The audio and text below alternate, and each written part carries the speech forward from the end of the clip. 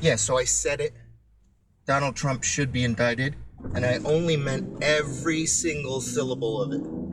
The views and opinions expressed in this video are those of the creator unless otherwise specified. The content herein should be considered academic in nature for informational and discussion purposes only. This video is not intended to provide, nor is it offered to provide, legal advice or services. Information contained herein is not a substitute for legal advice or guidance. If you have questions regarding any topic discussed herein or have a matter on your own, contact a legal professional immediately. Usually, I always get the same response. For what? What for? Why? Living rent-free in your head. TDS. For what? Having the best economy in the world? Now, why do I say it? Well, 2 + 2 = 4. Basically, because a magistrate judge found probable cause exists to issue a warrant, a grand jury would likely find probable cause exists to indict. For a warrant to be issued, probable cause has to attach.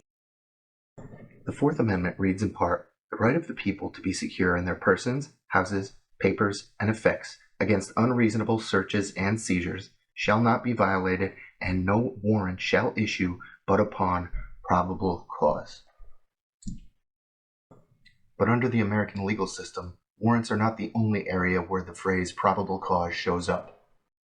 What's the standard for an indictment? I don't have to tell you, the DOJ spells it out pretty clearly.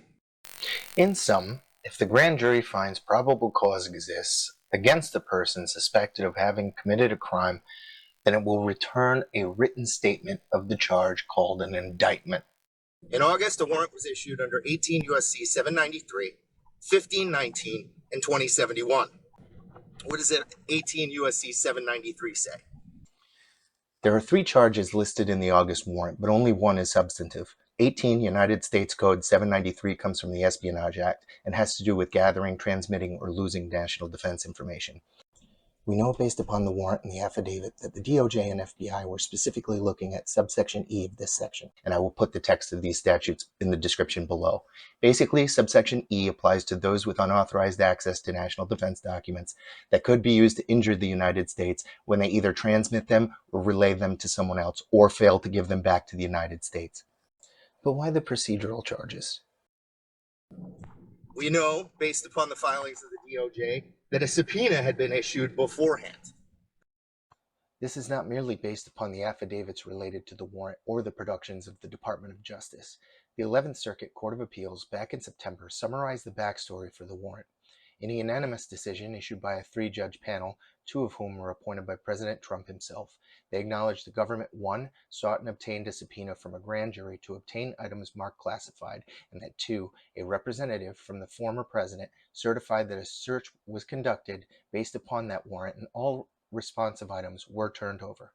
Based upon evidence found after the fact, the FBI sought and obtained a warrant based on probable cause from a magistrate judge. The FBI executed that warrant and found materials related to the national defense. In the exercise of prosecutorial discretion, it's entirely possible that he won't be indicted. It just seems unlikely given the circumstances. The 11th Circuit issued another opinion on December 1st, 2022. In it, the 3-judge panel overturned the lower court appointment of a special master in the case, but perfectly summarized it as well. Basically, in the face of a grand jury subpoena seeking classified materials, Trump claimed there were no more items left to turn over, only to have an executed warrant return 13,000 documents totaling 22,000 pages and over 100 documents marked confidential, secret, or top secret. He may not be indicted after all, but given what we know, he certainly should be.